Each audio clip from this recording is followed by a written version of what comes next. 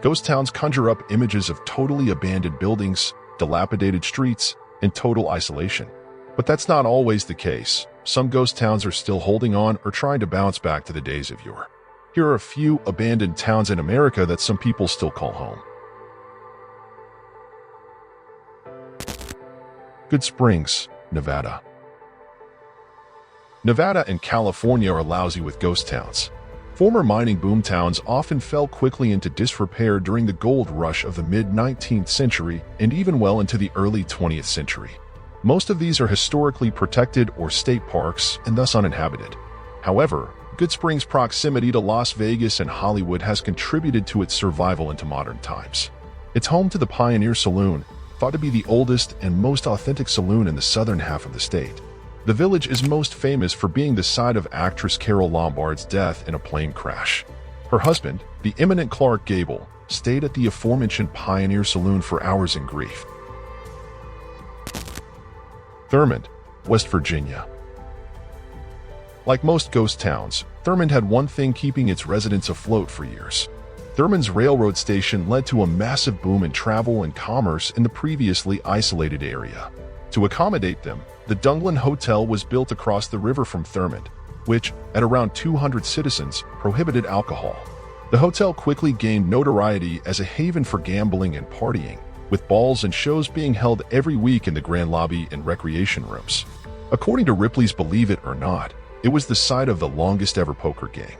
As the popularity of Thurmond dwindled due to its inaccessibility other than by railroad, the nail in the coffin was the destruction of the Dunglin Hotel in 1930 at the hands of arsonists. Now located in New River Gorge National Park, the government owns most of the land not inhabited by its 5 residents. Bannack, Montana.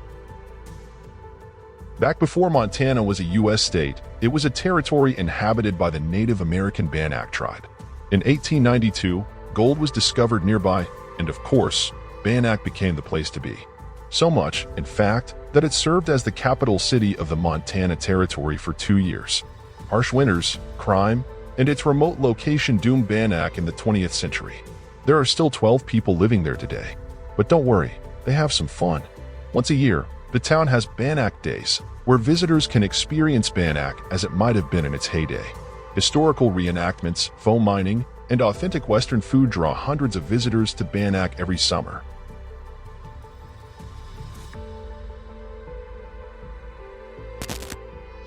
Rodney, Mississippi.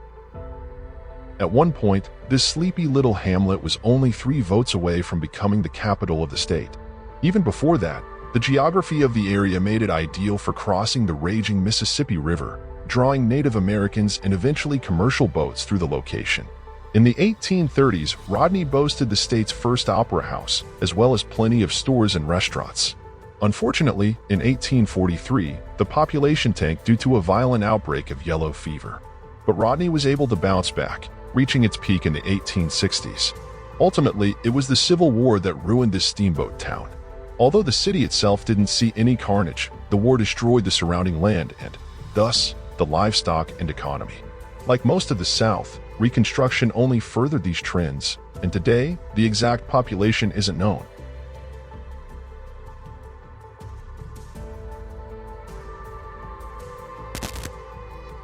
Shaniko, Oregon. This former wool capital of the world was first called a ghost town at the Oregon Centennial Exposition in 1959, despite the fact that as of 2020, it has 30 people living there.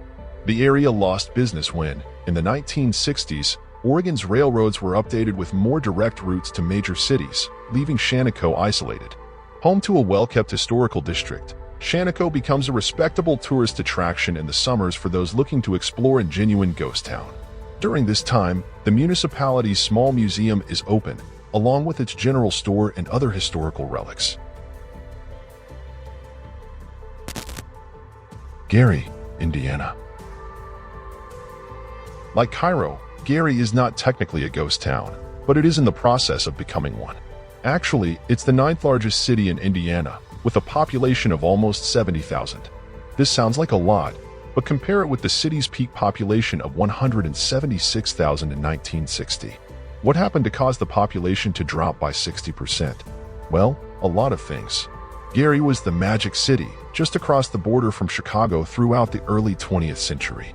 The steel mills, situated right on the shores of gorgeous Lake Michigan and only 30 miles from Chicago, provided ample jobs for immigrants and natives alike. Gary was known as an adorable and bustling small city, the epitome of Midwestern culture. This is so true that in his 1957 musical The Music Man, Meredith Willson had his con man main character pretend to be from Gary to solidify his trustworthiness. Unfortunately, only 3 years later, Gary would begin its descent. In 1960, competitive prices from other countries' steel mills led to a massive loss of jobs and commerce for Gary.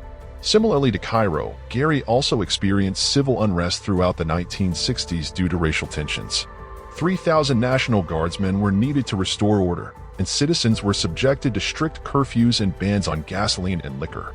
All these factors led to a quick scurry to leave Gary, primarily by residents who could afford to move.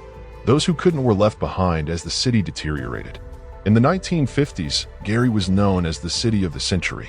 By 1994, it had been named the murder capital of the U.S. Despite these misfortunes, the government and the people of Gary are resilient. The area has had many new developments to entice tourists and potential citizens, including arts centers and casinos. Many dilapidated buildings are being torn down or restored instead of just left to rot in the hopes that this once prosperous area can bounce back.